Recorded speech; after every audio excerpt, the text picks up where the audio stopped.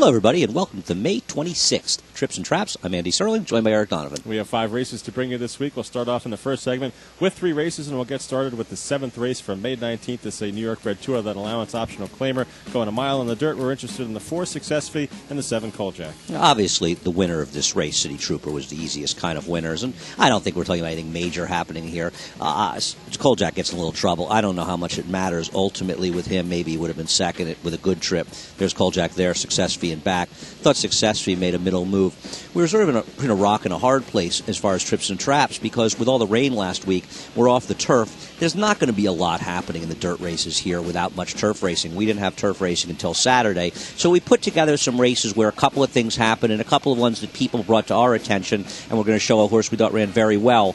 I don't know how well they ran. I've always felt that some Success Fee, who finishes third in here, was a better closing sprinter, and I think a sort of tepid pace, and you see the whole field basically bunching, and Success Fee's way out of it worked way against him. Yeah, this was his first start since September as well, so a pretty lengthy layoff for this 6-year-old getting back to the races here. You'll see him get on board soon here and start to make a wide move around the turn, and as you were saying, just think, he's better off sitting behind where he can wait to make this move, and we'll see COLJAK, who's, maybe lost a spot here on the turn a little bit, is going to steady a little bit as they straighten out for home. He's going to get in a little bit of traffic trouble on the stretch here. Looks like Ramon Dominguez trying to get him toward the outside. He's not able to do that, but on the other hand, Success Fee swooping up with this 4-wide move here around the turn. Yeah, his rider, Jose Lascano, has ridden as well as any rider in the country, riding at Belmont this year and not just here.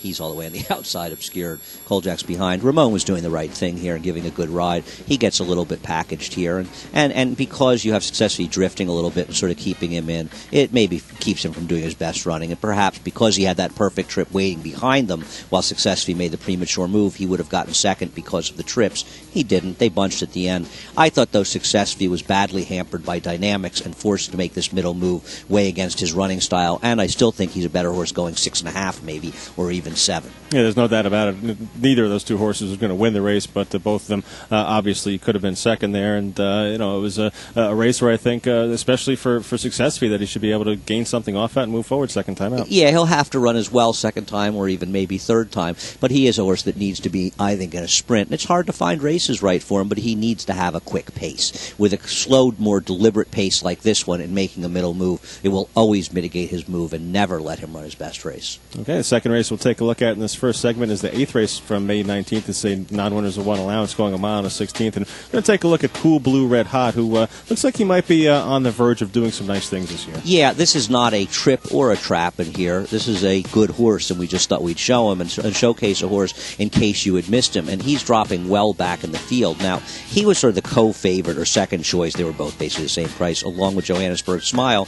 who's an accomplished New York bred. Not a superstar, but a pretty decent horse and an older horse. Cool Blue Red Hot, who dropped back to last in his last start and finished a close third in a bunch finish race that seemed disappointing.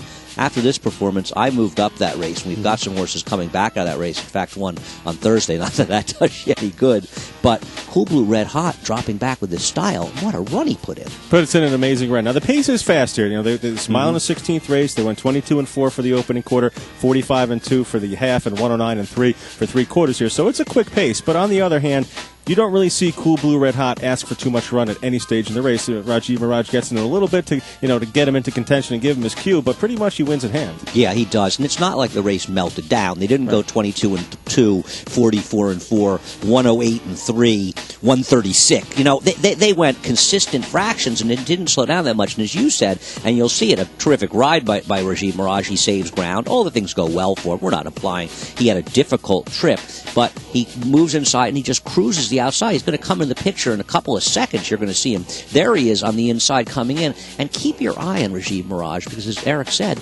he never moves a muscle, basically. He's sort of, he pushes him along, but he doesn't really go into a full-out drive. No, he gets him to the outside a little bit, gives him his cue, and he starts running here and taking off. And, at this point here, it's just obvious that he's going to, if not run down Johannesburg Smile, be right there in a photo with him, and then coming down to the 16th pole, by now it's obvious he's running right by. I mean, the confidence that Rajiv showed, he's barely, at this point, he's taken a hold of him, and we're not saying he could have run a ton faster or anything, because I don't believe greatly in that, but the confidence that Rajiv showed, he knew the kind of horse he had under him, and look, this is as good a year as any and better than almost all the ones we've seen. To have a late developing 3-year-old, and we'll be running the Dwyer here in about a month. We'll obviously have the big race in Saratoga. There's a whole lot going on here besides the Triple Crown, and none of the horses in the Triple Crown are scaring anybody that much. And we're not saying that Cool Blue Red Hot is nearly as good as Shackleford or Animal Kingdom, but he's a horse that's moving in the right direction. Absolutely, and if he keeps moving in the right direction, it'll be a big factor in the summer stakes races for 3-year-olds, and very possibly a horse for the Travers, maybe. The other thing I like about him was when he was in Florida, he was involved in the pace. He had dueled with Soldat when Soldat ran that huge number in the mud. Angel Pennant Jr. has realized he's a horse that wants to make one big run from last, and sometimes, a la Mind That Bird, that's the key to a horse, is finding the right running style. Okay, one more race to bring you in this first segment, and an old favorite of ours and a horse that is a very difficult actor. We're going to look at the 6 Unbridled Danger. This is May 21st, race number 5, a 10-claimer. Now, he's running back on Saturday. He's entered back, so keep that in mind. But this show will be airing before those races. And it's not that we have a strong opinion. He's on the outside of this group, and they will run off. And these are the horses that run 1-2, Saints Alive, who was 10-1 in Unbridled Danger. We showed in this race because we received an inordinate amount of emails about it, and there was a lot of chatter about it on message boards, and a lot of it had to do with the chart comments. And the chart comments made it clear from the chart comment feeler, the guy who wrote the charts, and we're not necessarily arguing with him, that Julio Bzua did not ride Unbridled Danger as aggressively, certainly, as the winner did.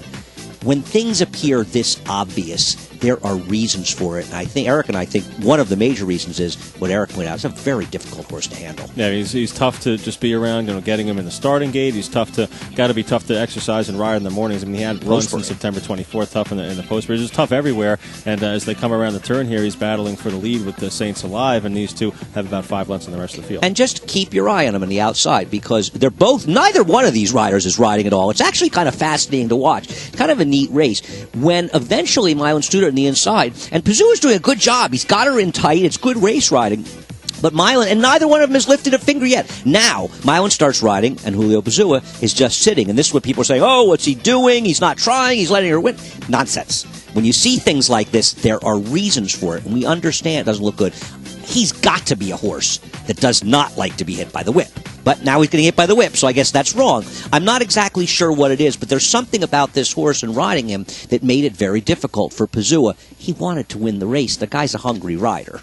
Yeah, one thing I could have said, I would have liked to see him get a little bit more aggressive with his hands early on in mid-stretch. If the horse is truly a horse that doesn't like to get struck by the whip, he could have done, could have gotten a little busier just with a hand ride earlier on. But he probably thought he could save for one last burst and try to get him energized right before the wire and get up in the final strides. It didn't work out that way, but Unbridled Danger comes back to the races off a lengthy layoff to run well in here, and as you said, he's back on Saturday. He did, and he's also a horse with very, very few wins and many starts, and he's back this weekend with Julio Bzua on him. So if the connections were that horrified by the ride he got, and it was so far against what they wanted, that I don't know that he would necessarily be riding him. So while you may want to use him this weekend, I don't think he can win this weekend. I just think, just be careful. Sometimes there's a lot more than meets the eye. Yeah, we just kind of wanted to clear the air. I mean, at first, obviously, it's very frustrating if you have that horse in the race and, he's battling with another horse head and head down the stretch, and, you kind of get a not-so-aggressive ride there. It's frustrating, but you got to think of all the factors that go into it, and, certainly knowing Unbridled Danger and the antics he's pulled around here in the last 4 or 5 years, he's a very difficult horse to get along with. Yeah, and another reason why he can't get a top rider, because he's obviously a horse that can run some good races, is a lot of people may not want to ride him. Once again, we got this stuff because of your viewer comments, and we got a lot of good viewer comments, and we'll get to one in the second section. So that email is tripsandtraps@NYRA.com. Come on back for the second segment.